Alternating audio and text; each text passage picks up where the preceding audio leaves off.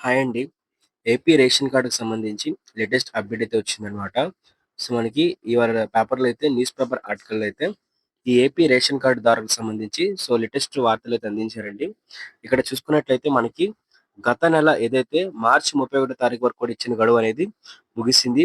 అయితే చాలామంది పరీక్షలు ఉండడం వల్ల, దాంతో పాటు ఇతర కారణాల వల్ల ఈ ఈకేవైసీ ప్రాసెస్‌ని కంప్లీట్ చేసుకోలేదని జెప్పేసి, ఇప్పుడు మళ్ళీ ఏపీ గవర్నమెంట్ ఈ ఈకేవైసీ ప్రాసెస్‌ని కంప్లీట్ చేసుకోవడానికి మళ్ళీ మనకి గడువైతే పెంచింది. అయితే ఆ గడువుకు గాను మనకింకా 10 రోజుల సమయం అయితే ఉందండి.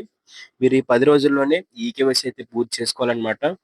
ఎవరైతే ఈకేవైసీ పూర్తి చేసుకోలేదో వాళ్ళందరూ కూడా ఈకేవైసీ పూర్తి చేసుకోవాలండి. అలా ఈకేవైసీ పూర్తి చేసుకున్న వాళ్ళకి మాత్రమే ఈ యొక్క ఏపీ రేషన్ కార్డులకు సంబంధించి మీకు ప్రభుత్వ పథకాలను గానివ్వండి, ఇతర సంబంధించి ఫీజ్ రీయింబర్స్‌మెంట్ స్కీమ్స్ గానివ్వండి అన్నీ అయితే మీకు ఎలిజిబుల్ అయితే అవుతారనమాట. అన్నీ అయితే మీ వరకైతే వస్తాయి. వేలాది మంది విద్యార్థులు కూడా మనకి ఇక్కడ ఫీజ్ రీయింబర్స్‌మెంట్ సంబంధించి కూడా ఈకేవైసీ పూర్తి చేసుకోలేదు. వాళ్ళకి కూడా మనకి కట్ అయితే అయిపోతుందనమాట.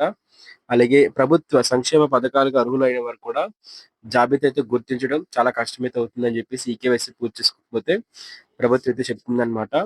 సుమారుగా మనకి 1,00,000 మందికి పైగా ఎవరైతే ఉన్నారో వాళ్ళందరూ కూడా ఈ ఈకేవైసీ ప్రాసెస్ అనేది పూర్తి చేసుకోవాలి. వేలిముద్రలు వేయాల్సి ఉంటుంది. సచివాలయం గానివ్వండి, మీ యొక్క రేషన్ కార్డ్‌కి రేషన్ షాప్‌కి సంబంధించి రేషన్ డీలర్ షాప్‌లో అయినా సరే ఈకేవైసీ చేసుకోవాలని చెప్పేసి అప్డేట్ అయితే ఇచ్చారనమాట.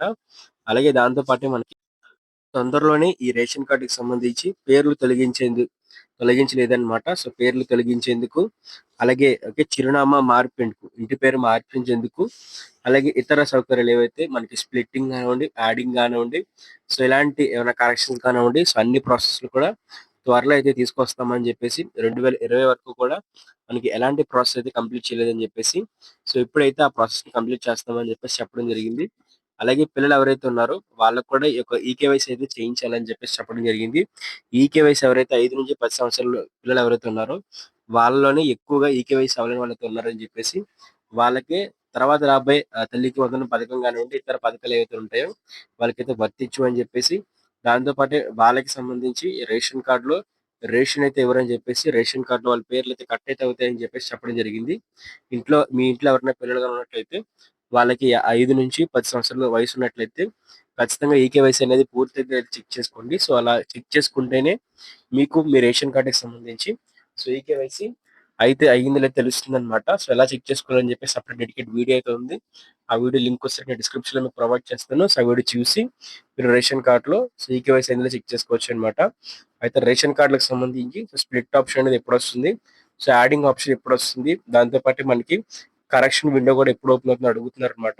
కొత్త రేషన్ కార్డ్‌లకు సంబంధించి కానివ్వండి, ఏవైతే మనకి ఏటీఎం సైజ్‌లో ఇవ్వబోతున్న ఫ్యామిలీ మెంబర్ కార్డ్‌లు ఏవైతే ఉన్నాయో వాటి కోసమైనా split option, adding option, deletion, correction ఇలాంటి ప్రతి ప్రాసెస్‌కి సంబంధించి కూడా వీడియోస్ అనేవి నెక్స్ట్ రాబోయే వీడియోస్‌లో చెప్తానన్నమాట. ఎలా చేసుకోవాలి? ఎక్కడ అప్లై చేసుకోవాలి? స్టెప్ బై స్టెప్ అంతా కూడా మీకు ఎక్స్‌ప్లెయిన్ చేస్తానండి. మీరైతే ఏం చేయాల్సిన అవసరం లేదు. ఛానెల్ సబ్స్క్రైబ్ చేసుకోండి. బెల్ నోటిఫికేషన్ మాత్రం ఆల్‌లో పెట్టుకోండి. రేషన్ కార్డ్‌లకు సంబంధించి ఎప్పటికప్పుడు లేటెస్ట్ అప్డేట్స్ అనేవి కూడా మీ వరకైతే వస్తాయి. Thank you. బాయ్.